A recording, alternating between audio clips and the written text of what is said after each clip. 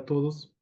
En esta ocasión voy a abordar el tema del sufrimiento espiritual. Sé que no es un tema común, no es un término muy utilizado, pero tiene una razón de ser y tiene un sustento.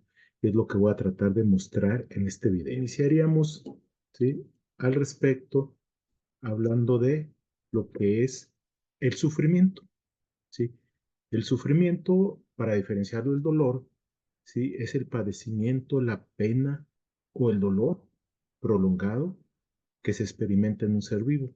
El dolor normalmente es algo que está focalizado como una reacción específica a algo, algún acontecimiento, alguna situación, y tiende a ser momentáneo porque hay un proceso de adaptación o aceptación. Pero cuando no se hace proceso de adaptación o aceptación a ese dolor, es cuando surge el sufrimiento como una interpretación cognitiva de resistencia al dolor. Y entonces el sufrimiento tiende a ser más difuso, tiende a ser más prolongado y dura más tiempo, ¿sí? Y normalmente media una serie de cogniciones en el sujeto sobre lo que es el dolor que lo originó y sobre los cuales ellos están sufriendo. Entonces, esto es lo que es el sufrimiento y lo vamos a llevar a diferentes ámbitos. Tenemos el sufrimiento físico, el sufrimiento moral, el sufrimiento emocional, el sufrimiento mental, el sufrimiento social, el sufrimiento psíquico y obviamente el tema que nos interesa el día de hoy es el sufrimiento espiritual. Para esto partimos de una idea base, ¿sí? Esta es una idea que quiero que tomemos en consideración como punto de partida. Todas las personas tienen una dimensión espiritual. Ojo, participen o no en prácticas religiosas, porque luego hemos reducido la cuestión de la espiritualidad a las cuestiones religiosas, a las prácticas religiosas. No es así. Si la espiritualidad es más amplio, más abarcativo. Y entonces un individuo, se puede considerar cualquier individuo como una persona espiritual, incluso aunque esté desorientado, confuso, ¿sí?, emocionalmente enfermo, irracional o inclusive con deterioro cognitivo. Pero en mayor o menor medida todos tenemos esa dimensión de espiritualidad en nosotros que quieras o no está ahí presente, ¿sí? Y algunos más desarrollados, otros menos desarrollados, algunos orientados a lo religioso, otros orientados a lo no religioso. Recuerden que puede haber espiritualidad no teísta, o sea, y es algo que puede ser muy normal, ¿no? Y entonces partiendo de esta idea, pues el sufrimiento espiritual es algo que puede llegar a padecer cualquier gente, ¿sí? Que obviamente por el contexto en que lo vemos, esto se ha descubierto y se ha trabajado muy, muy fuerte en lo que son los pacientes terminales, en cuestiones de salud. Pero bueno, esto no implica que alguien no pueda tener sufrimiento espiritual en diferentes niveles o edades o momentos específicos.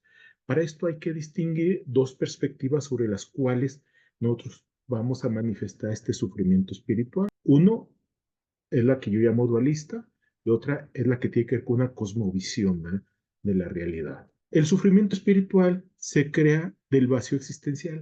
O sea, ya ven que ahorita hablamos de vacío existencial, nihilismo existencial, crisis existencial, ¿sí? Y esto viene a desencadenar un sufrimiento espiritual.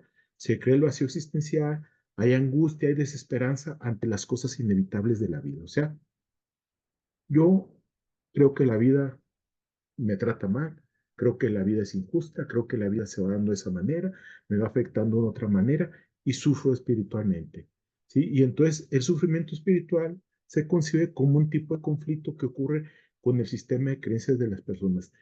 Este sufrimiento que tengo yo ante esa realidad inevitable, esa realidad que me ahoga, que me asfixia, pues tiene que ver con mis creencias ya muy personales sobre esa realidad.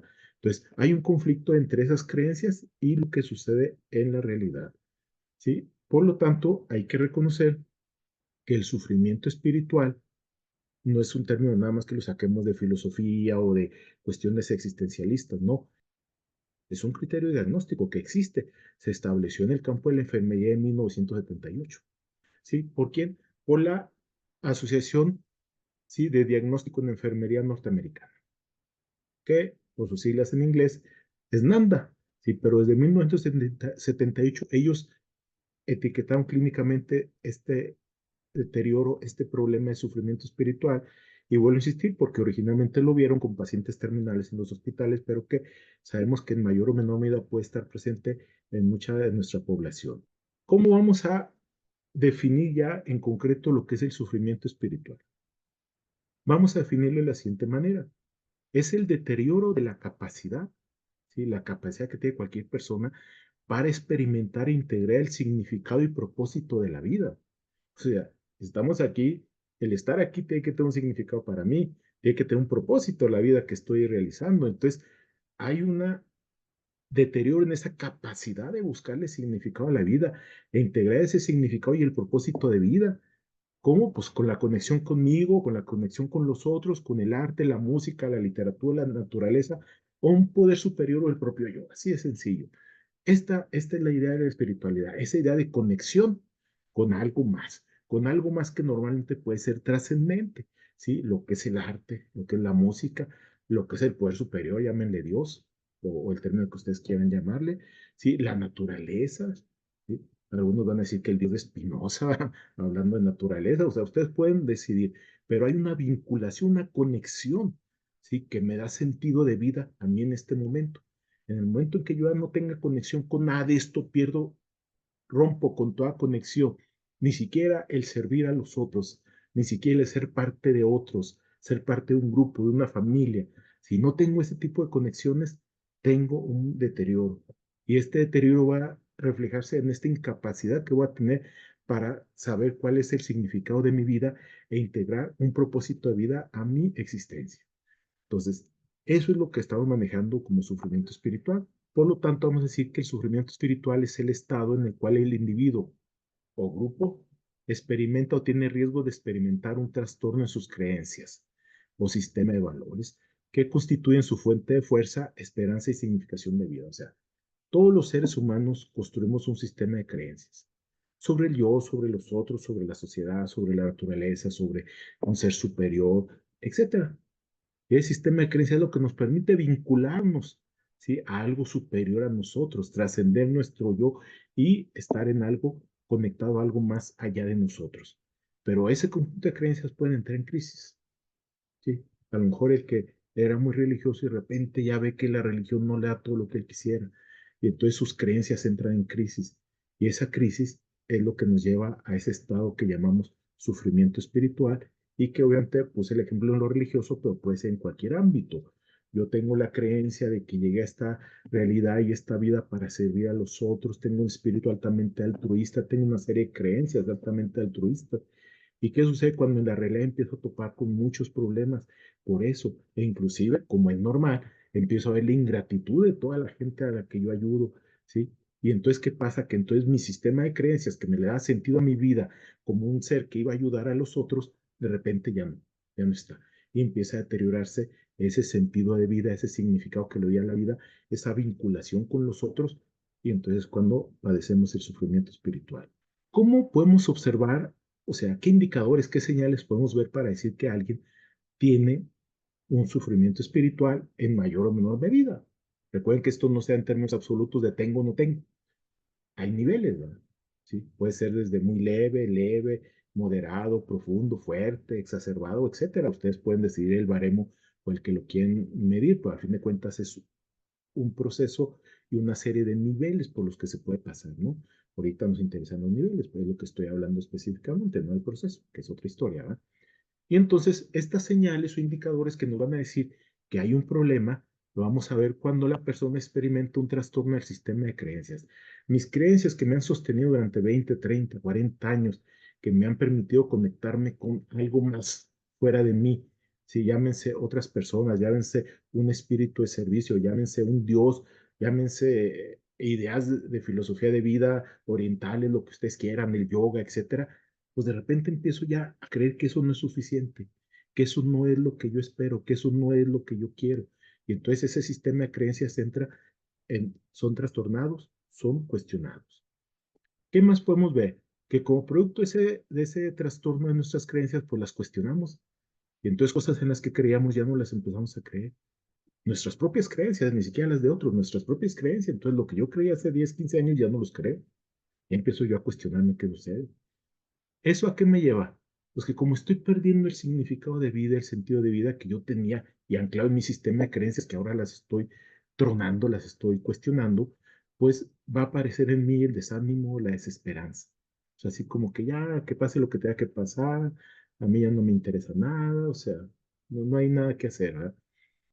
Esto que implica que la persona se aleja de practicar cualquier tipo religioso, ¿sí? Si era religiosa en mayor o menor medida, practicante o practicante, de repente ya tampoco tiene interés. Si hacía prácticas de tipo espiritual, pues tampoco. Empieza a retirarse, empieza a perder sentido para él hacer ese tipo de cosas. Aún así, como cuestiona sus creencias, suele presentar ambivalencia. Por un lado, como que sí quiere seguir creyendo en lo que cree, valga la redundancia, pero por otro lado, ya no cree. Y entonces empieza a gestar esta cuestión de ambivalencia en su persona, donde por un lado sí creo, pues no, por otra parte no creo, en cierta parte sí, en cierta parte no. Entonces empieza a coexistir en mí las dos posturas y eso es una postura ambivalente que se refleja. Normalmente en casos ya fuertes, sí, o sea, en un nivel ya moderado o más profundo, la persona puede llegar a expresar su razón de no vivir, ¿eh? ¿Sí? Que dicen, pues ya para qué vivo, ya, o sea, ya mis hijos no me necesitan, o soy un parásito, a nadie le hago falta, si no sirvo para nada, si la gente que yo estimaba ya no me quiere, o sea, etcétera. Entonces la gente empieza a cuestionarse si es necesario seguir viviendo y si es posible dejar de vivir. O sea, eso es algo que es común que se pueda presentar en estos niveles. Y obviamente tiene una sensación de vacío espiritual. De repente ya no se siente conectado con nada.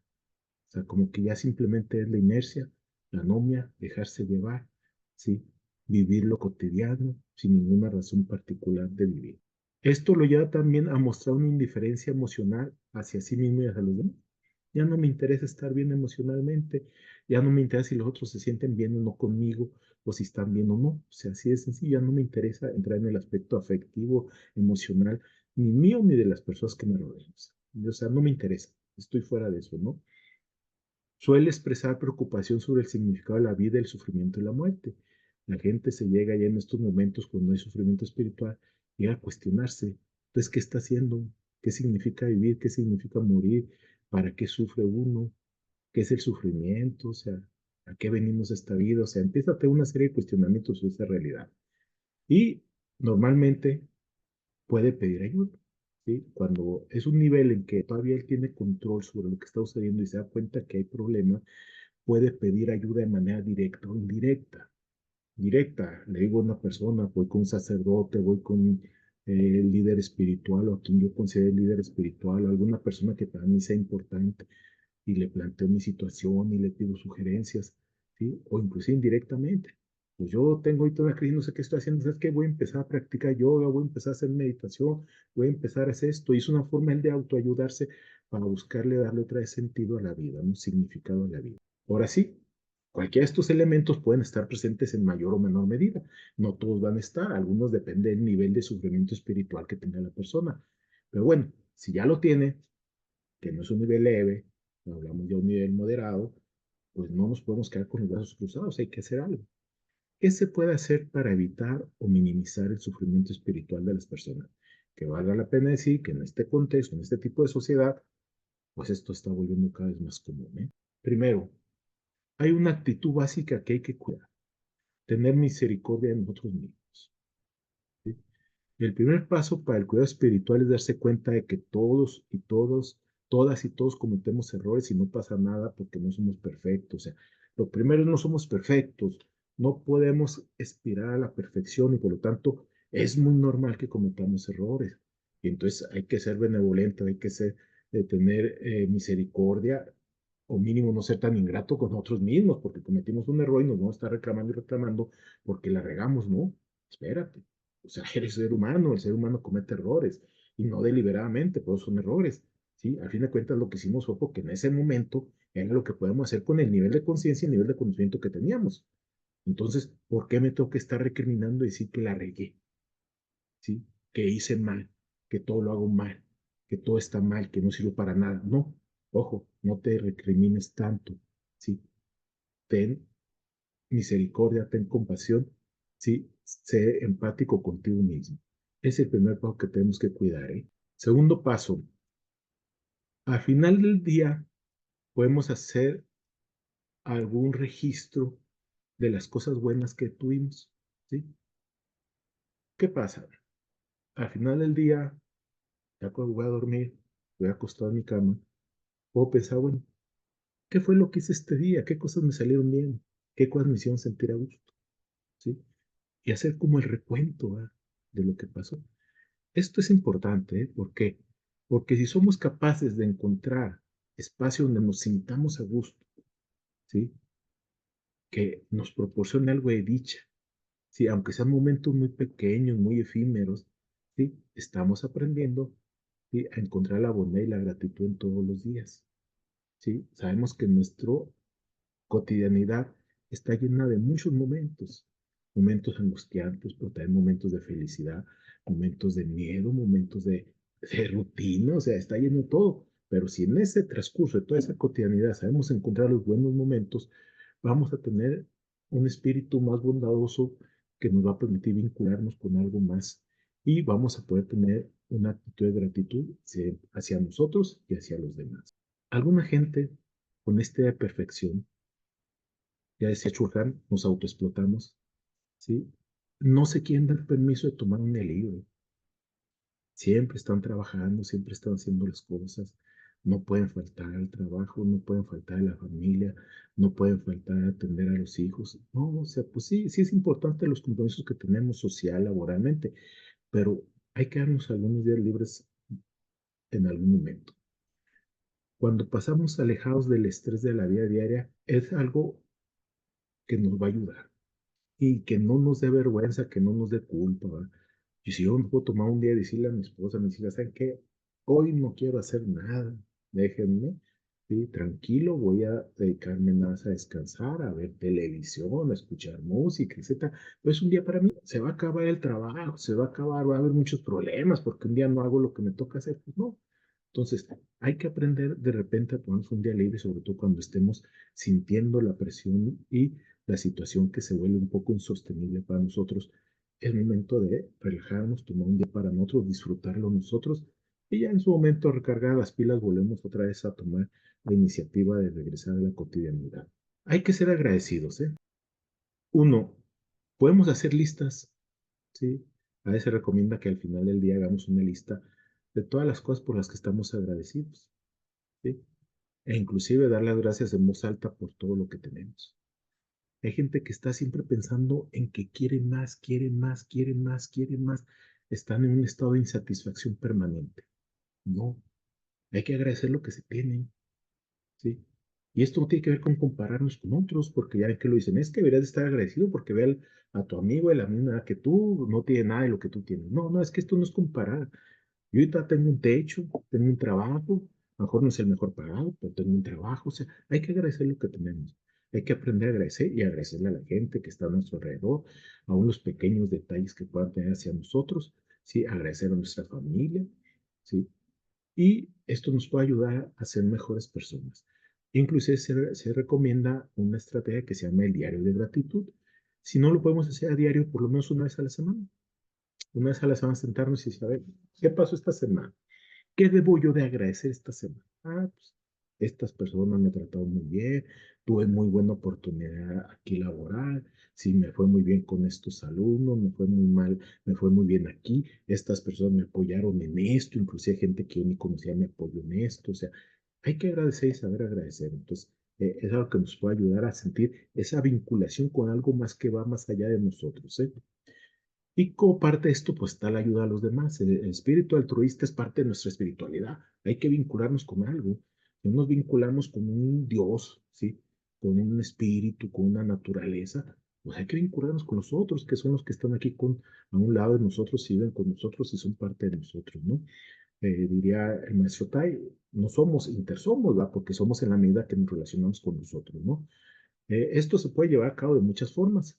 Podemos hacer trabajo voluntario, ¿sí? O simplemente podemos ser amables con las personas, ¿eh? Porque es algo que ahorita en este contexto, en estos momentos, no nos sale, ¿va? ¿Sí? Hay que darle una mano a un amigo o una amiga que necesite la ayuda. A veces, dice el refrán, más ayuda el que no estorba. Sí, pero también a veces es necesario hacer presencia. Simplemente con ir y decirle al amigo, oye, estás pasando por un momento fuerte, ¿sí? Más quiero que sepas que estoy a la hora. Si en algo se te ofrece y te puedo ayudar, aquí estoy, ¿sí? No necesito estar encimoso con él todo el día, estar ahí pegado a ver qué hace, qué no hace, a ver qué le puedo ayudar a hacer. No, simplemente ponernos a la orden, si en algo te puedo ayudar, estoy a la orden, ¿no? Creo que es algo que debemos de aprender, cómo ayudar a los demás, ¿sí? En este contexto de egoísmo que este tipo de sociedad nos ha llevado es difícil, pero creo que podemos lograrlo y esto nos ayudaría a vincularnos también con nosotros, ¿no? Y entender que los otros somos nosotros, o sea, somos parte de los otros también, ¿no? Y bueno, también se recomienda ser espiritualmente activo. ¿Qué quiere decir? Pues de realizar prácticas espirituales. Así de sencillo. Mucha gente no lo hace, o sea, o son muy ateos y creen que la espiritualidad es nada más de religiosos, cosa que es un error, ¿sí? O se creen muy científicos, o se creen muy racionales, ¿sí? No, la espiritualidad es parte de nosotros, aún los que son muy racionales tienen una dimensión espiritual, los ateos tienen una dimensión espiritual, yo estoy hablando de religión, obviamente. Y entonces hay otro tipo de prácticas espirituales que podemos desarrollar y que no necesariamente nos obligan a la creencia en un Dios o en un ser superior, y sin embargo nos ayudan espiritualmente. Estoy hablando cosas como la meditación o la práctica del yoga, sí, pues son de las maneras que tenemos de conocer y comprender más lo que somos, ¿sí? Son maneras de que nos relacionamos mejor con nosotros mismos y eso nos permite avanzar en el camino hacia el desarrollo espiritual. Y ahora ya no hay pretexto, donde quiera hay práctica de yoga y meditación, hasta con un video de YouTube puesto a hacer prácticas de meditación, o sea, no tenemos el pretexto, así no quiero salir de la casa, inclusive hay videos para que hagas yoga en tu casa, ¿no? Entonces, todo esto es cuestión de intentar desarrollarlo con la idea de que al hacer este tipo de prácticas espirituales, no es porque estemos creyendo en religiones extranjeras, orientales, no, es un proceso de autoconocimiento. Cuando nos conocemos a nosotros mismos, podemos ser mejores con los demás. Ahora, si ustedes no entran en la dinámica de lo que les estoy hablando, pues también está lo religioso, ¿sí? Y la experiencia religiosa también es buena. Si la gente sí es religiosa, cree en un Dios y todo este tipo de cosas, pues hay que desarrollar, hay que buscar las prácticas religiosas, ¿sí? Y esto nos puede ayudar en esas prácticas religiosas a integrar cogniciones, pensamientos que tenemos, sentimientos y conductas en algo coherente que le dé sentido a mi vida y que le dé conexión a mi vida. Entonces creo que es algo que no hay que perder de vista, ¿no? Hay un cuestionario fácil que nos permite reflexionar un poco. Sus preguntas, más que hacer un cuestionario para contestar y saber si andamos bien o mal, es un cuestionario para autorreflexión. O sea, cada pregunta nos lleva a reflexionar sobre esto. Si ustedes intentan hacer y reflexionar sobre estas preguntas, se darán cuenta que hace mucho tiempo que no lo hacen. La espiritualidad la escondieron por allá, la tienen bien escondida, ¿sí? Y ni cuenta se han dado de que por el momento están dejando fuera esa dimensión de su personalidad. Entonces, los invito a reflexionar unos minutos en cada una de estas preguntas. ¿Se siente usted en paz en este momento? ¿Cree que tiene una razón para vivir en este momento usted? ¿Siente que su vida ha sido productiva? Es interesante, ¿verdad? ¿Tiene dificultades o facilidades para alcanzar la paz mental? Imagínense. ¿Siente que su vida tiene sentido? O sea, tiene un sentido estar aquí viviendo en este lugar, en este momento, en estas condiciones. ¿Sí? ¿Puede encontrar consuelo dentro de sí mismo? ¿Se siente en conflicto o en armonía interiormente? ¿Encuentra consuelo en su fe o sus creencias espirituales? ¿O fuerza para sostenerse? Sean estas las creencias espirituales, bueno, y religiosas de otro tipo, ¿va? Pero creencias espirituales. Los tiempos difíciles que ha tenido usted que vivir, ¿han fortalecido su fe o sus creencias espirituales o lo han hecho entrar en crisis? ¿Han deteriorado sus creencias? ¿Han cuestionado sus creencias? ¿Sí? Y bueno, con esto me despido de ustedes. Les vuelvo a insistir, es un tema que a lo mejor para ustedes no era muy común, pero creo que cada vez se está poniendo más de moda estar hablando esto. Y ustedes pueden discutirlo desde diferentes perspectivas. Si quieren entrar a discutir esto de la modernidad líquida, esto de la autoexplotación, de la sociedad del cansancio, o si quieren hablen de la era de Acuario, ustedes decidan. Pero la cuestión es que el ser humano necesita regresar a esta dimensión espiritual y necesita reconocer que muchos, en menor o mayor medida, en menor o mayor nivel, hay gente con sufrimiento espiritual y que se tiene que hacer algo para cuidarlos y trabajar con ellos. Por mi parte es todo, me despido de ustedes, gracias y nos vemos en un próximo video. Hasta luego.